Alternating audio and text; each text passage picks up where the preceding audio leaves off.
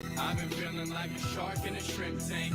Big fish, small pond in the shrimp tank. When it's sink or swim, only option is to win. In the murky water, not a thought of giving in. I've been feeling like a shark in a shrimp tank. Big fish, small pond in the shrimp tank. When it's sink or swim, only option is to win. In the murky water, not a thought of giving in. Welcome to the shrimp tank. Want to put it all together. This is big things. Doing big things. Chasing big dreams. Yeah, it's all real. This life's all that it seems. All the chicks scream. All the dudes yell. This is just what I do, and I do it well. With the flow fresher than the new shoe smell. Going through hell, but homie, keep going. You know the saying, you gon' reap what you sow in. So I don't chase girls. I just chase dreams. Play the same game, but we ain't in the same league. Running a campaign, Roby 2016. Like a phone to die, put me in charge. I'm a general from the front, I'ma lead the charge. Like a federal, fell on my lap never. Going hard as ever. Good afternoon, everybody. Welcome to another episode here on the Shrimp Tank, powered by Celsius Beverage. If this is your first time tuning in, you catch all these amazing episodes up on our website, shrimptankpodcast.com, and of course, click our city, Boca Raton.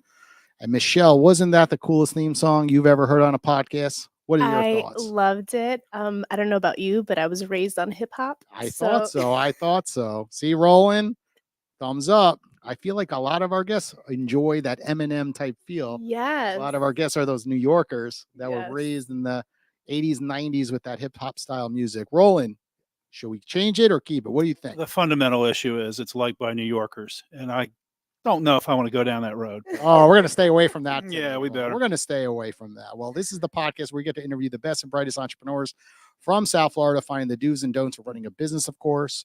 Our theme is, of course, where street smarts and book smarts collide, because we partner with the Florida Atlantic University. I'm joined by my co-host, Dr. Roland Kidwell, who's a professor here at the university, knows a lot about entrepreneurship. So, Roland, before we kick off today's guests, is there anything we should know about Florida Atlantic University right now? Oh, many things. Many things. We're saying farewell to our special guest from Germany, Heiko Caba. He's joining us today. He's a professor here. He's been visiting with us. He's a family business expert. We both do family business research, very interested in the family firms and sustainability of family firms. So he's here visiting with us, and he'll be going home to Germany, but I'm sure he'll be coming back. So that's one thing you should know. And the other one is that I find it kind of interesting how all of this stuff comes in a circle here, because last Saturday, which you'll talk about, would be the TEDx blast out at Brick, the Innovation Campus. Yeah. And so we have a class where students work on projects with local businesses, sometimes startups, sometimes family business, sometimes other. We've been working with Chilean companies with the small business group down there, but one of the groups that worked together with Cindy Messler this semester was putting together promos, Instagrams, and various other elements to draw people out to this event. I hope it had a big turnout. I couldn't come, but I hope there's a huge turnout. But that's sort of the kind of the relationship we try to have with our students, with the community. And so that was one example. Well, it worked. It was a phenomenal year. Not that they should take all the credit for that. I think they had close to 600 people in the room, and that room is phenomenal. They just built it out. I think South Florida Tech Hub did their Ignite event last year. There hasn't been that many events in that new room, and everyone was just blown away. It was just beautiful. It was the right size. Obviously, state-of-the-art technology there with the sound systems, and just the way all the pictures and graphics looked on the big screens. And they had a VIP. Heather Monahan was there, our past guest of the Shrimp Tank. We had the Owl Podcast booth there.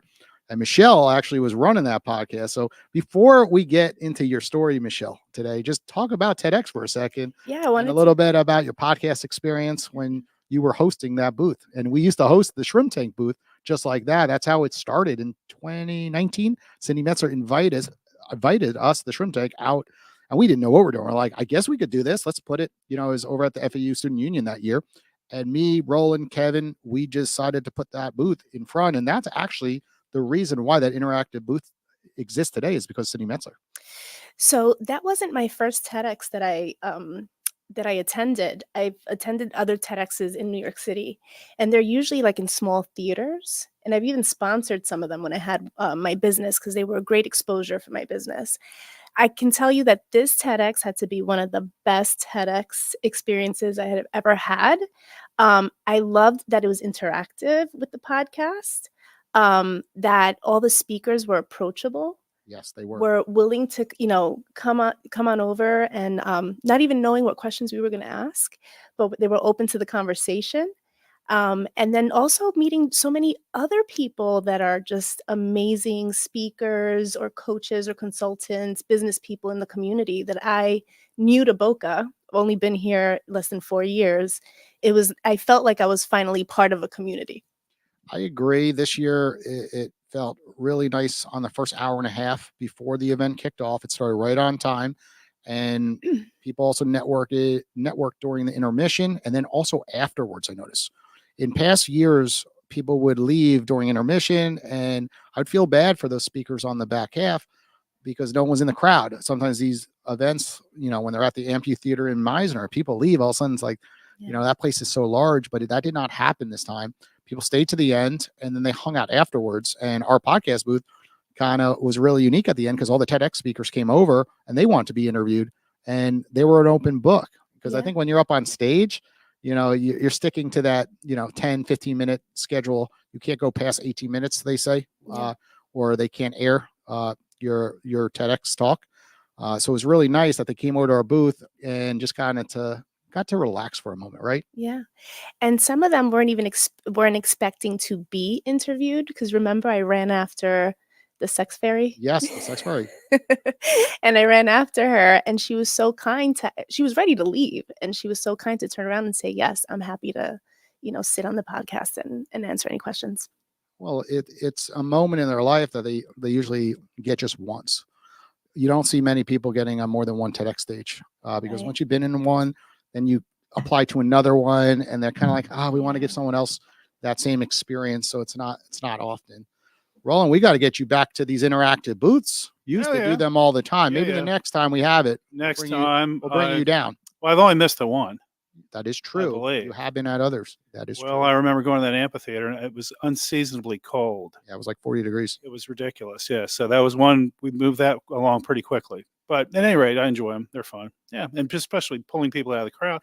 I was a guest on the one we had out there at that. What was that guy? We did it with Celsius. We did it at Boca Center, right in front of Rocco's Tacos. No, not that one. That one? There was one with that new reality show. You were doing it now. Oh, Jason Waller. Yeah, Yes. did that ever get on the It air? didn't air. Something happened with the lawsuit, and Oh dear.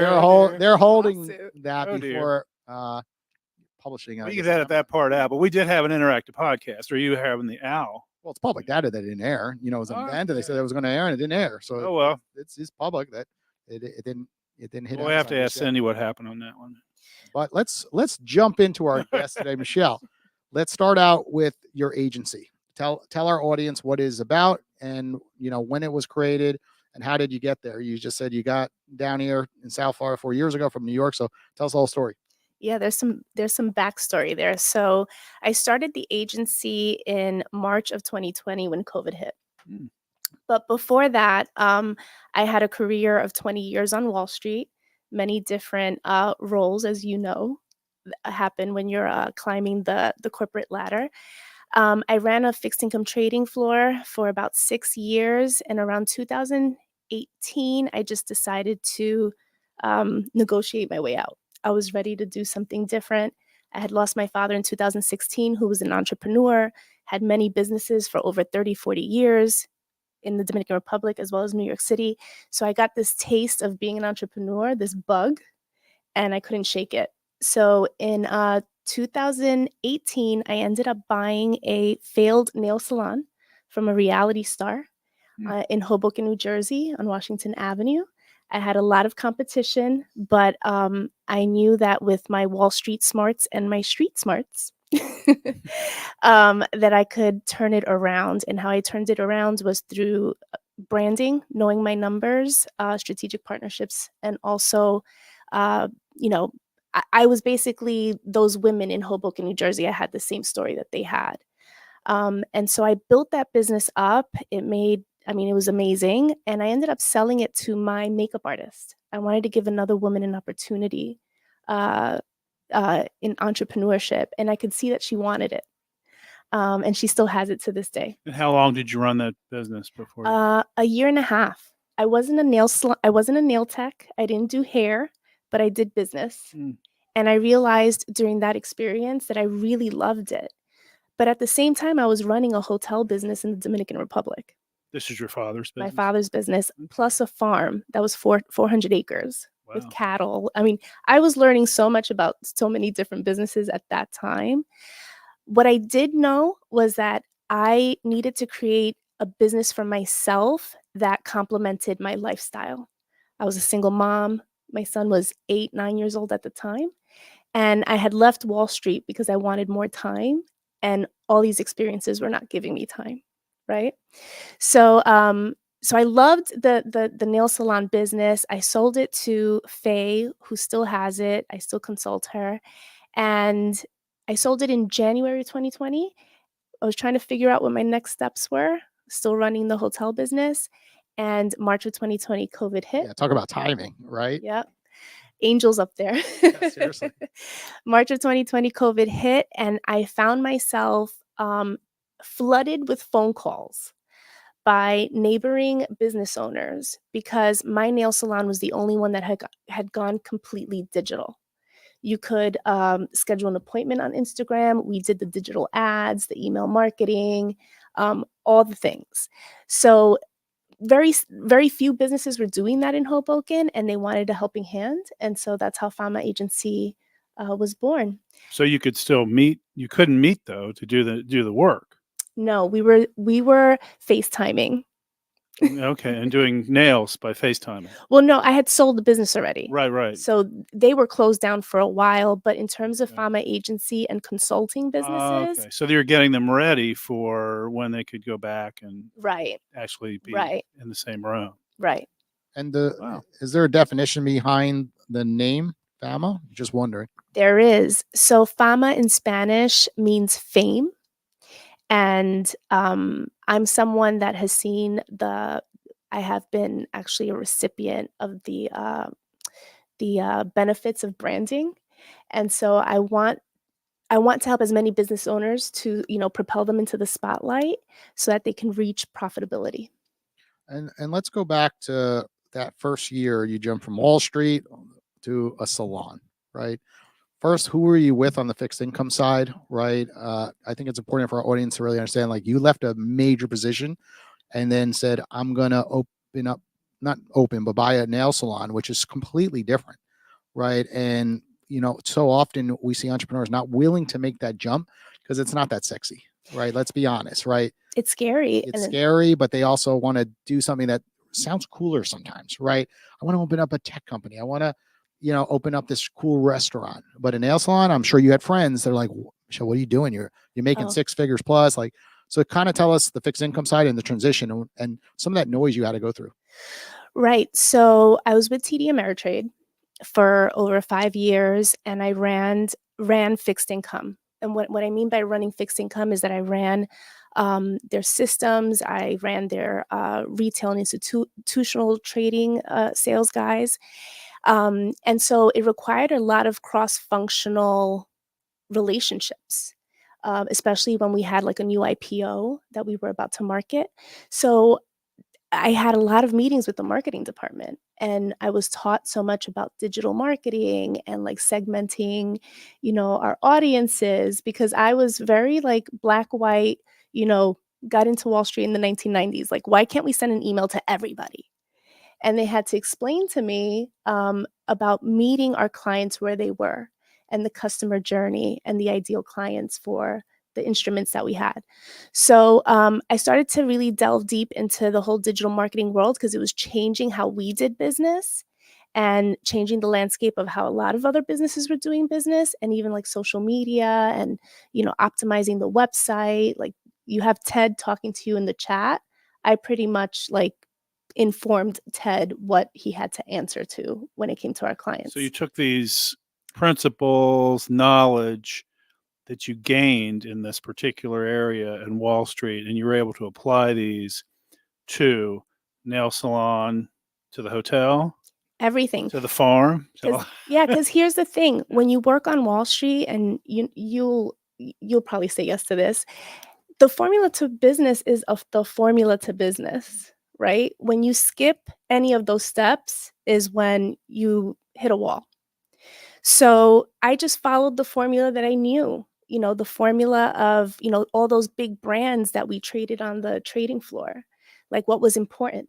What was important was knowing your numbers. What was important was having a trustworthy brand identity, right? Having those sales and processes in place to help you scale, having the right people.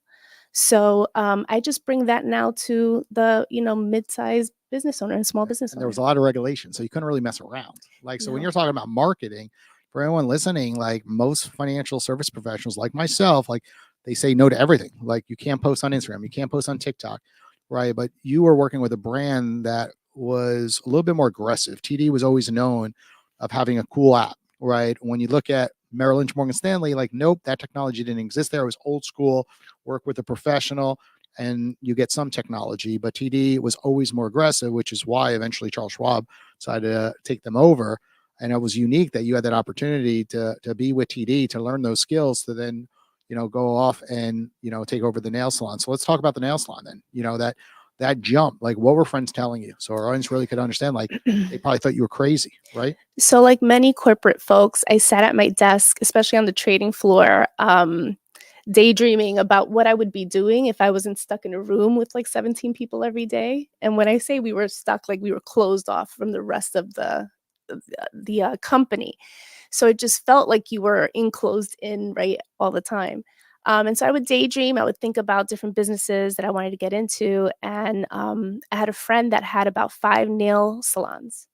And I would just ask her questions. And through some research, I realized it was a recession-proof business. Women will spend the money for beauty. They will stop eating to get those nails done or their hair done. And it proved to be correct.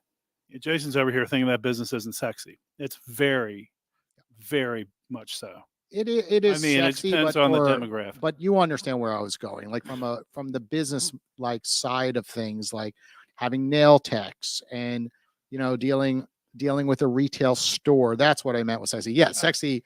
The individuals coming in all the time, So right? yep, On that end. you hit it on the nose. When I was researching, yes, it was like, wow, I can, just pick nail polishes all day long. And also remember, Roland, in New York City and Hoboken, there's a nail salon at every single corner. Her competition is through the roof, and a lot of times it's a lot less expensive there. There's one thing that I've noticed when moving down to Florida is, like, that's the one item, like, it's cheaper up in New York City because there's so much volume, and her competition is sometimes just being paid less. As simple as that. They're bringing individuals over, to work at the salons that are getting paid minimum wage lots of times. Right. Right. So there's a reason why the Koreans and the Vietnamese have cornered that market. They have a system that works impeccably, and they don't deviate from that system. They make it so easy for their employees to show up to work. That's why you'll see them, buy the minivans, picking up their employees, dropping them off. They'll pay them a salary versus many other salons. You get a percentage of, the service that you do. And so my mentor, who was a friend of mine, taught me the model. And I will tell you, in the beginning, it was painful trying to find techs, because if you're not in that Korean Vietnamese market, they don't believe that you actually know the business enough to be sustainable. They don't trust you. So I actually had to be the person that got my nails done at every single nail salon in Hoboken, New Jersey, and just started poaching people. Mm. It didn't feel good, but I had to do what I had to do. Well, that's business. That's what you know, Right. That's what you know. brought to Hey, it. that's how you got the sex fairy to come over our podcast. But I was like, Exactly. hey, she just left the stage. Let's get her over before she leaves. And you're a go-getter. So And that's awesome. well, one thing about me, I think what sets me apart is the fact that I was born into entrepreneurship. So I got to see my mom, my dad, my aunts and uncles that had businesses do whatever it took. I wanted to ask you about that. What is the most important thing you learned from your father as an entrepreneur, or your mother, whoever? But what was the most important thing you learned? Both. Well, consider that he built businesses in a time where there was no internet, right? Just a phone number, a business card, and an awning. This kind of sounds good, actually. Right? I don't want to go back to those times. To my father and my mother, what was very important to them was our name, not tarnishing the name, the brand. I remember he would sweep the front of the store every morning before opening because we had to be known for being, an impeccably clean clothing store. He wanted everyone to see themselves wearing the clothing. So that was super important to him. And he knew psychology. So while my father was formerly a doctor, so he knew how to position the clothing and where to get people to buy what. And where was that store? It was in Upper Manhattan. It was on between Sherman and Academy in Upper Manhattan. It's considered the Little Dominican Republic. Oh, cool. So the brand, and that's where you got the idea of the brand. The brand, your name, and then also staying on top of new trends. Like listen to your customers. If they're shopping at another store, ask them why. Your customers are your best market research, right? So ask them the questions. And I remember my father telling me one time, he's like, never be afraid to ask. People that don't ask don't receive. Of course. I think it's amazing how often people wonder why they're failing. And then you can just show me the activity. How many times have you asked for the business? And if you've only asked 5 times, there's only 5 chances. If you ask 100 times, and of course there's going to be bigger outcomes. I think that's where we learn in the finance world. Yeah. Right? That's that old school, get on the phone. It's all about activity. It's the funnel. Yes. I'll never forget it. It was 10, 3, 1, right? It's make 10 meetings, right? 3 will end up meeting with you and 7 will cancel or no show. And then 1's going to do business with you, right? But behind that 10, you have to go out and do things to get 10 meetings, right? It's doing seminars. It's going to networking events. It's joining a BNI group. And everyone wants to skip how to get to that 10. And what you're saying, it's asking. It's going over to people and just saying, hey, do you need help with your finances? Imagine you just did that to 100 people today. One of them may actually, I do need help with my finances, right? And then they could become a potential client, right? And everyone thinks there's this big secret, but often it's just asking, and that's for all businesses. Absolutely. And the other key part that it just came to me when you were mentioning that, because we're all master networkers here, right? Is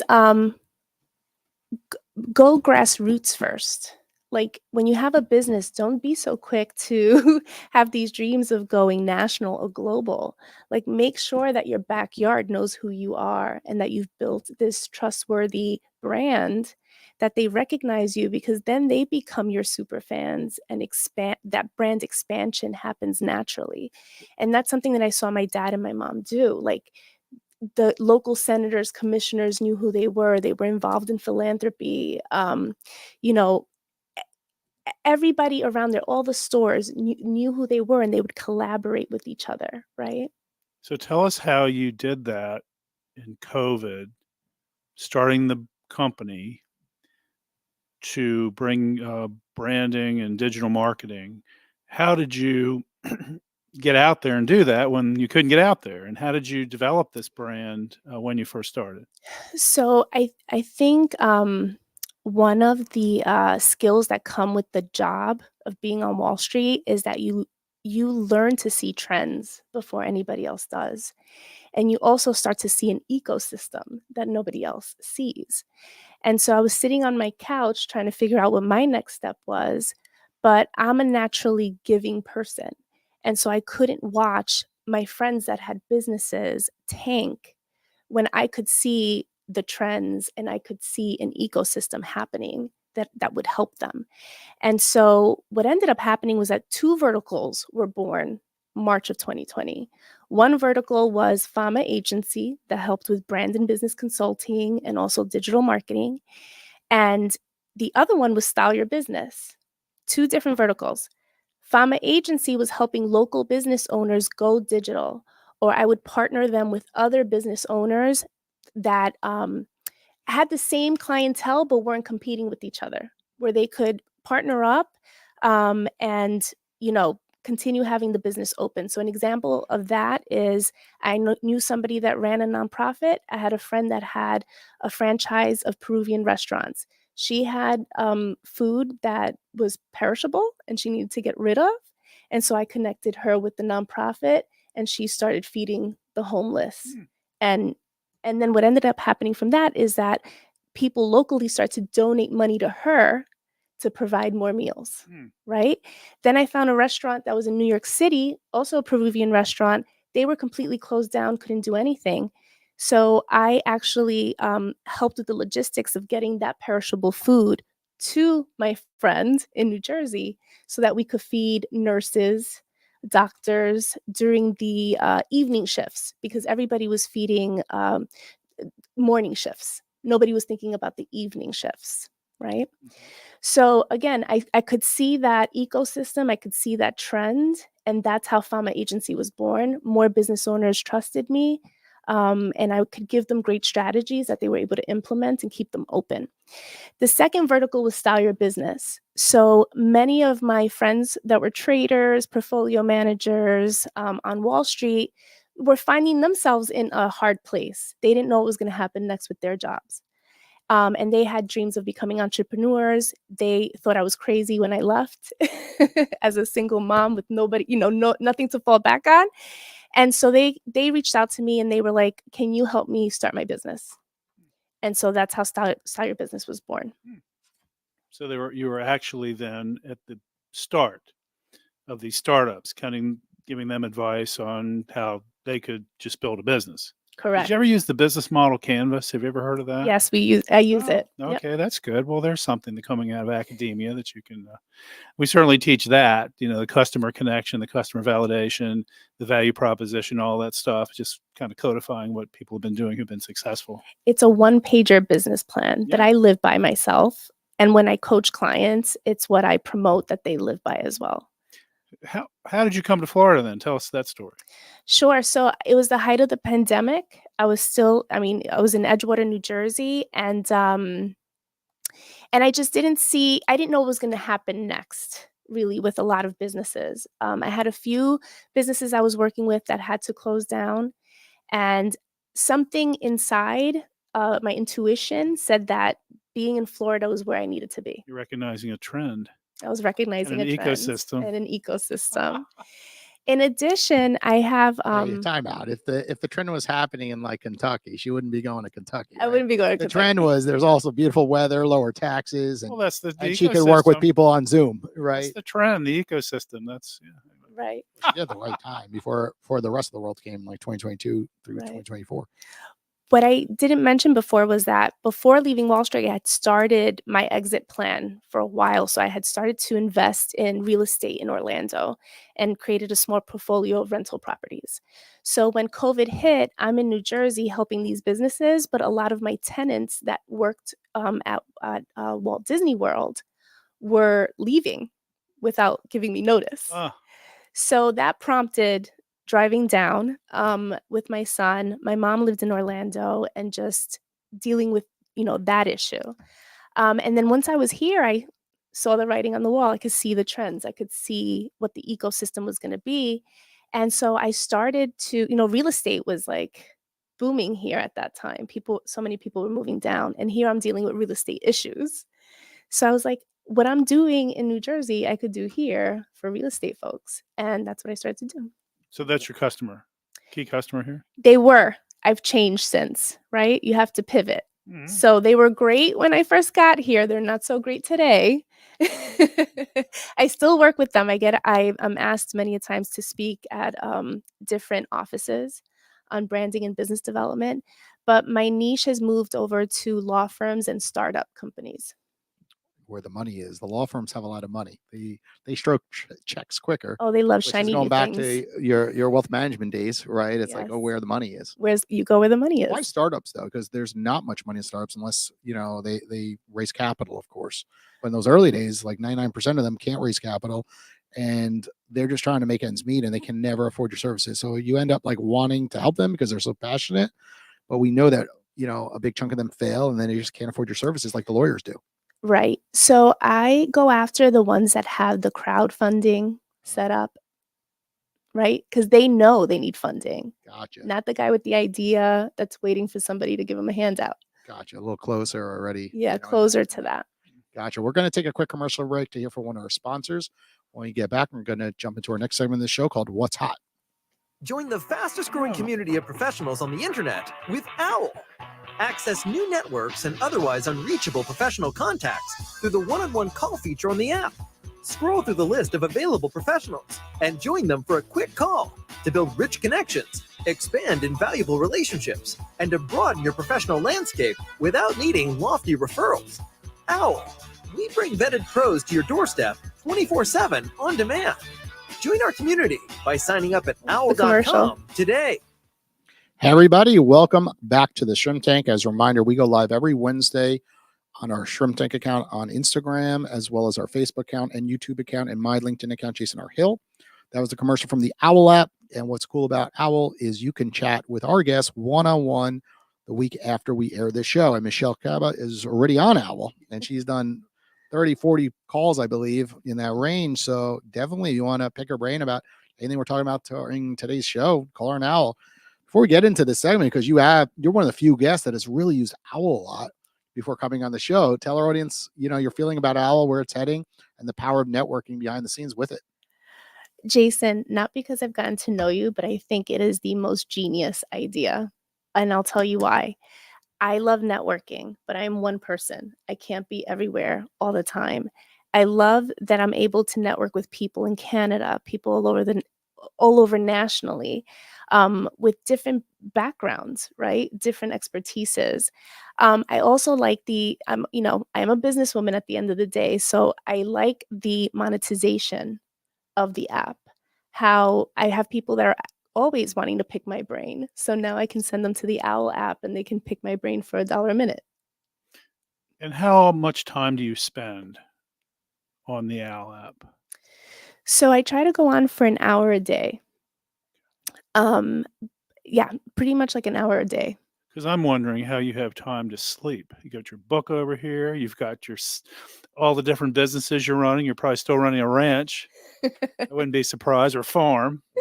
Well, I think It's this goes amazing. back to in the financial service business, going back there, it's like they trained individuals like yourself, like the power of your network is your net worth. Yes. And often business owners, that are new to the market say, I don't have time to use OWL. And Michelle will go over and be like, you don't have a choice. No. Get on that app, use it for an hour and call different people. They're a few bucks.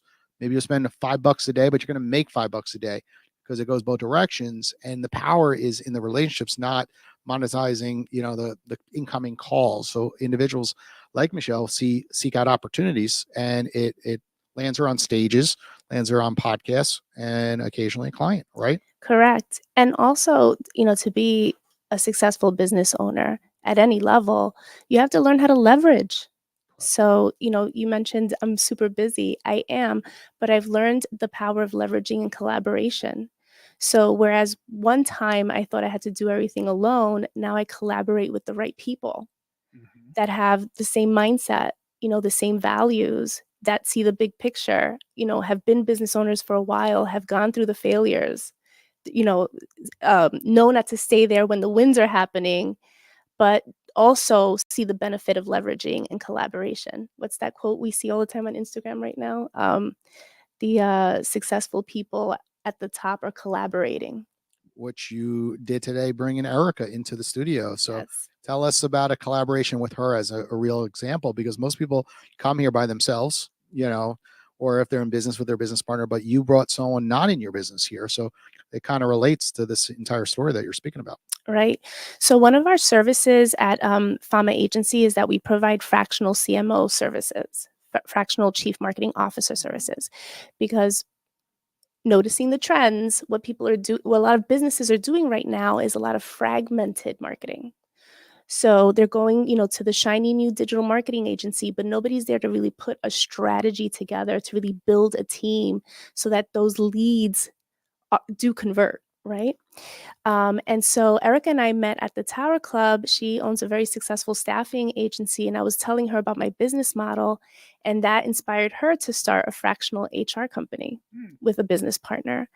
And so now what we're doing is that we're finding other fractional CXOs that we can bring into our circle and provide a business owner a 360-degree view of the benefits of having a C-suite team for your business and how that will generate revenue and profitability.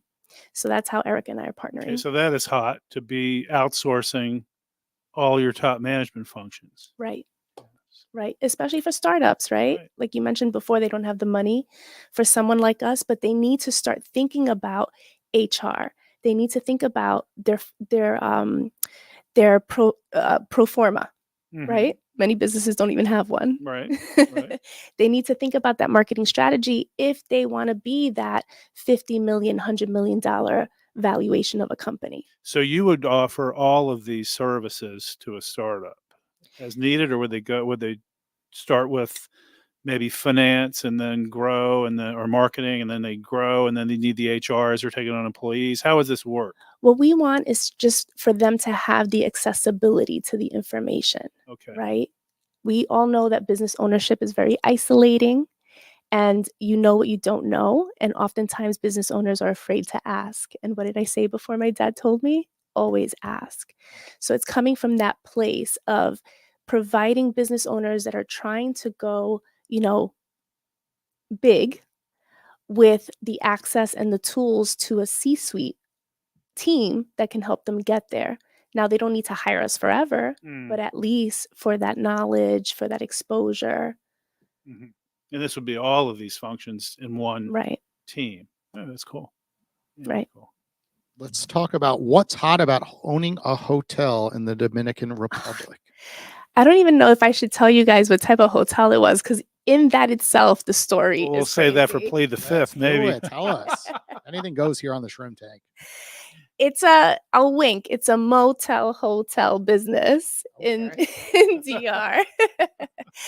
And my father built it in the 1980s. He bought several plots of land, and he built out 19 homes because his thought process was that if it didn't work out as a hotel motel business, then he could sell each house independently.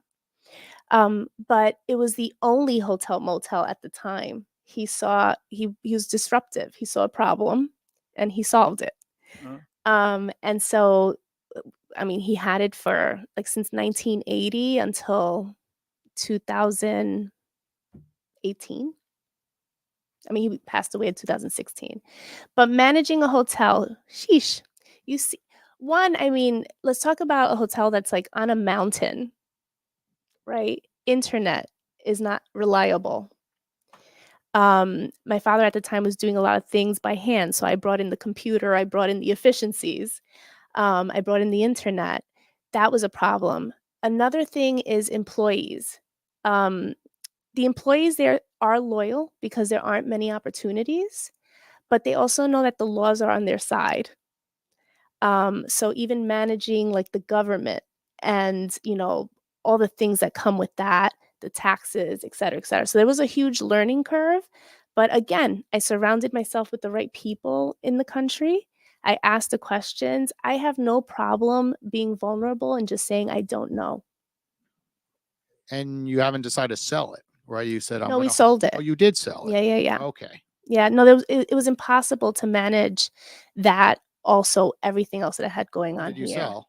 In 18? Is that what you're saying? Or In 17. gotcha. Yeah, in 17. Yeah, because managing, the shift to the nail salon, your son, that's a lot. And then all of a sudden you have to fly to Dominican Republic. It's not an No, it wasn't easy. And then there were other issues, like if there's no water, right? What do you do?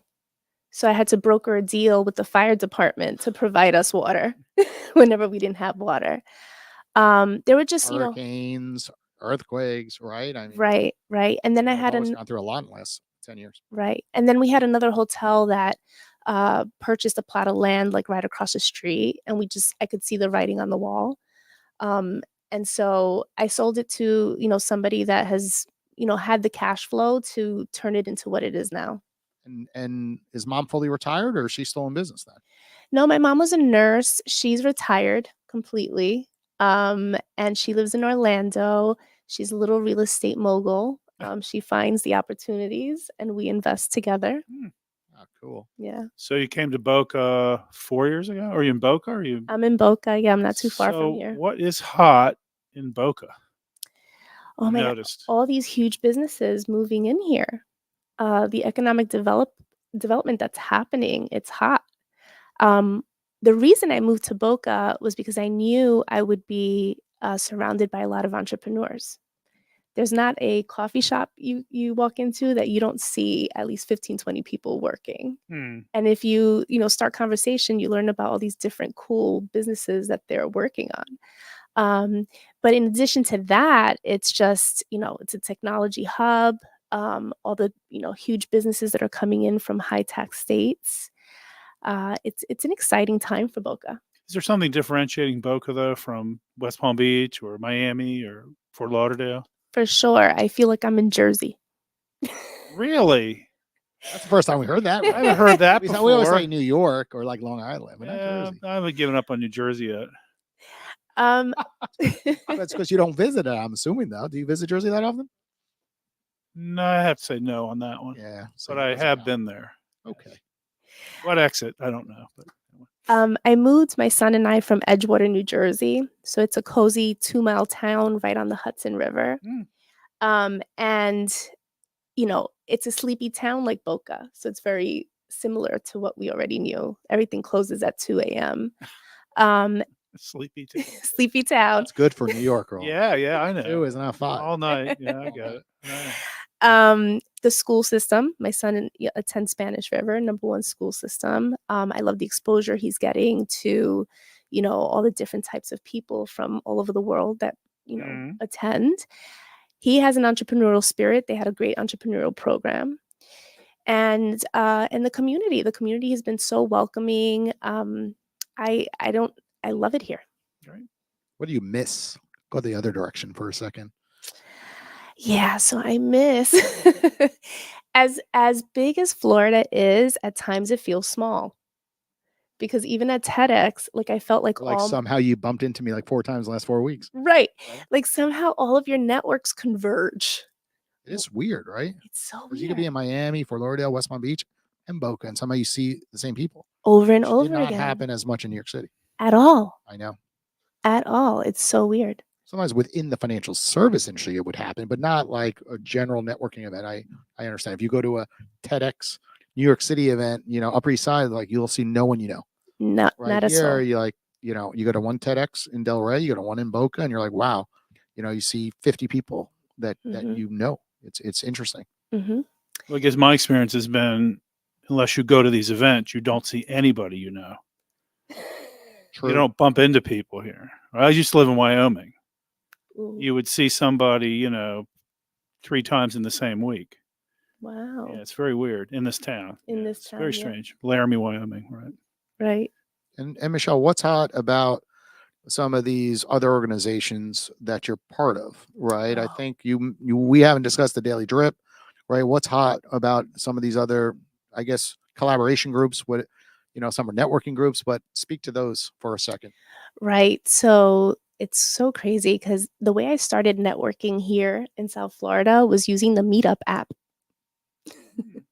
So I didn't know anybody, it was the height of COVID. And so I just used the Meetup app and found networking events that were happening locally.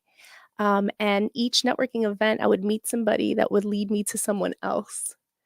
What I didn't mention is that I'm also a consultant for SBDC at FIU.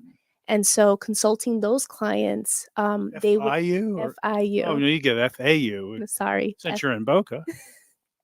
Could we talk about that after the we'll talk podcast? later. Because I would love that. Literally downstairs from here. Yes, I would love that. For sure. And so, clients would want to introduce me to other people, to other movers and shakers.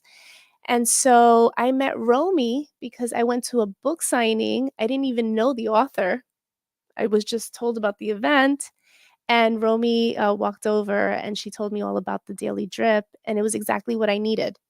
I'm really great at helping others show up to the spotlight. But when it comes to me and my social media and like showing up as a thought leader, I'm still inching because I'm, trying to figure out what the message is. You have a book here. Yeah. I know. You're past inching. Okay. I'm past inching. Yeah.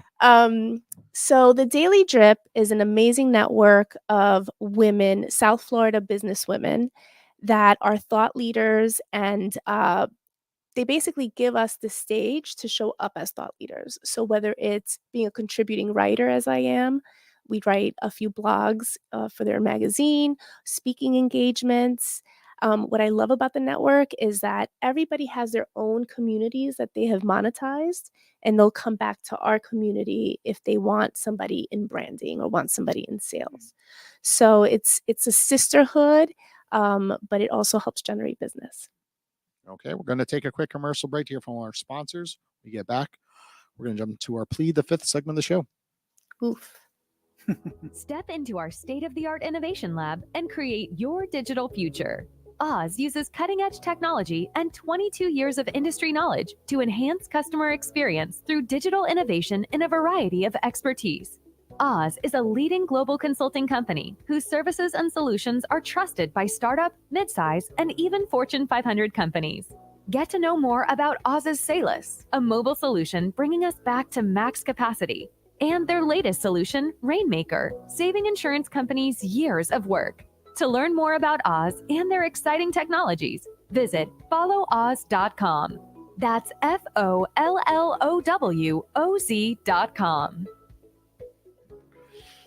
Hey, everybody. As a reminder, check us out on Instagram at Shrimp Tank Boca. We put clips of our guests every single week up on that account. And of course, connect with our guests on Instagram, Owl App, LinkedIn, because they typically have accounts absolutely everywhere. So, Michelle, this time of the show is called Plead the Fifth. You only plead the fifth one time. And then if you plead the fifth twice, then Roland gets to ask you, for something for free after this show. Okay. So be careful. Don't plead the fifth twice. Roland asks for big things from our guests typically. Okay. Last week he asked for, we were at a med spa and here he asked for like a 3-hour package. It was like $7,000. I couldn't believe it. But really? I don't remember that at all. Gave in and they said, sure, Roland, come on in.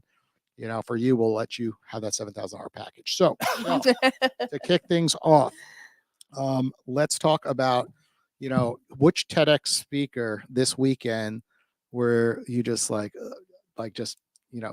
didn't care to see them up on stage. You had a bad experience with them in the past, and maybe you're like, oh, they shouldn't be up on there. Was there one, or you don't want to tell who it is? Say, I plead the fifth. Honestly, I didn't know any of them. Okay. You didn't like any of them, or didn't know? No, I didn't know them. Okay, but did you not? Did you hear them speak though? I heard them speak, but he asked if there was anybody I didn't want to see on the stage. Yeah. Well, let's follow up and say who was the worst speaker? Which one did you get the least information from? Isn't that what he was asking? Don't do it. Isn't that what he was asking? Don't do it. Say I plead the fifth, or get around the question somehow. I don't know. I wouldn't do that. So there's already an answer. I don't feel it was an official question. You can't get out of it that way. You have to answer or plead the fifth. You got to do one of the two. Well, I felt bad for the doctor. Yeah. But it takes a lot of courage. Doctor who? I forgot her name.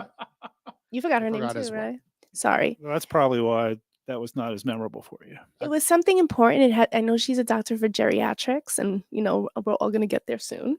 So it was going to be good information. But listen, it's hard to memorize an 18-minute speech. Really hard. And you could tell it was her expertise. And I think that happens often with experts. It's your expertise. And so to be so structured on a speech, you tend to lose it. You don't want to lose a sentence. Yeah. And not share with the audience that specific point and go off. Right. So she got stuck in her speech and then I start all over. And if you're not doing a canned speech that you've done many, many times, that makes it even worse. Right. Okay. Well, we'll let you go with that one then. What is the most important thing you learned from your master's degree in behavioral psychology? That behavior can be modified. through positive reinforcement or positive reinforcement, okay, experiences, knowledge. Do you feel like are you more attuned to the process theories of psychology or more attuned to this behavior modification? Behavior modification. Okay, interesting. So Pavlov's dogs, that you're kind of into that a little bit. Yes. I get it. Okay. You've had dealings with various companies. tell us about the most difficult client you've had to deal with and how you dealt with that client and, who they are. Oh, that's a really great question. So, this particular client was a woman. And for myself, having left Wall Street where I was always the only woman in the room, like I get when I speak and work with women that have all this masculine energy, but I just can't do it anymore. Like I have decided that I love being in my feminine energy. I have more power in my feminine energy, and I don't necessarily need to one up anybody. So I had a difficult client that was just too abrasive, not respectful, and I ended up firing her as a client. That was here in Boca or somewhere in New Jersey? She was actually from Georgia. Oh. Yeah, because I get to work national. I see. So you could tell us the name or you could plead the fifth on that. I will plead the fifth. Okay, good. Thank you. Now we'll have the tough questions. Just tell us a crazy story about this hotel in Dominican Republic. I mean, your father owned it in the 80s and 90s. There wasn't much laws down there. So just tell us one that comes to mind. Yeah, you could have been a child, you could have been an adult that you saw and just like shocked by the story, and or it could be in New York City too. You had some crazy stories. I know I did. My father owned a store in New York City, during the days of, the Fulton Fish Market. He was in the South Street Seaport, and there's mobsters down there back in the day, and I saw some crazy stuff. So you got to have at least one that sticks out, like that one memorable moment, of either Dominican Republic or New York City that just like blew you away. Someone could have, got punched in the face. Someone could have got literally. I've heard stories about people getting murdered in front of people, right? But tell us the story. All right, I guess I can't plead the fifth. So we can. Well, yeah, maybe we'll let you at the end of it if you. Right. So, okay. So the hotel was known to be like a quickie spot. And so if you were in town, Roland just goes, quickie spot. Like, oh my gosh. So there was one time, so the hotel was a quickie spot, but also if families were traveling like from Santo Domingo, which was like a 2-hour ride, they would stop with their families and stay there. And it was the way my father built it was that it was very, what's it called? Secretive, like private. Yeah. Like once you drove into the garage door would come down and there was this cylinder. So nobody knew you were there. We just knew that there was somebody inhabiting it. And one time, this was when my dad was like really sick. I'm at the hotel and I see somebody that I know from New York. Ooh. Not there with their family, though. On the financial Not there with their family. And so, yes, it was a shocker when we saw each other. You're like, hey, by the way, I own this hotel. You were working the desk? Yeah, I was at the main house. Just, taking inventory of like who was where and what we needed. And they didn't understand the protocol of the hotel. So they walked up. Are you sure? So I think they did. They were playing dumb. Well, no, because if they understood it, they wouldn't have left the villa, like to walk up to the main house, right, to ask a question. You would have just picked up the phone or, whatever. So yeah, so that's what happened. Well, that was not a networking event. Well, Michelle did not plead the fifth 2 times. So not yet. Not getting any freebies. Oh, you're going to go for another one. Well, let me see. I don't know. I guess going back to your point, you were basically dealing in an atmosphere of all of these men, and you were the only woman, basically. And then you're going away from that, getting into more of a female kind of friendly atmosphere where you're not having all these guys. And this woman who acted that way kind of turned you off a little bit. Tell us the positive of working in this room full of men. The positive. This one. The final minutes. That's a big question right there. You only have a minute. I will say this about men. If you don't have to deal with any cattiness, right? So if you walk in and you're assertive and you know what you're talking about, they will give you the floor. They will give, they will give you your flowers, so to speak, Mm. right? So that was the great part about it. The other great part was that they bought me lunch a lot because they were such gentlemen. Mm. Well, we had to get the plug in for particularly older men, as an interest Yes. group, right? We have an interest group too. Right. Thank you. Thank you. Well, Michelle, thank you for joining us here on the Shrimp Tank today. For our audience listening, what's your social media handle, your website, so they get in touch? Sure. So my social media is I am Michelle Caba. My website is famaagency.com.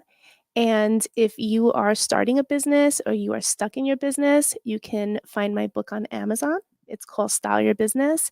And it's literally the guardrails that every business owner wants or wish they had to get that clarity and get to profitability faster.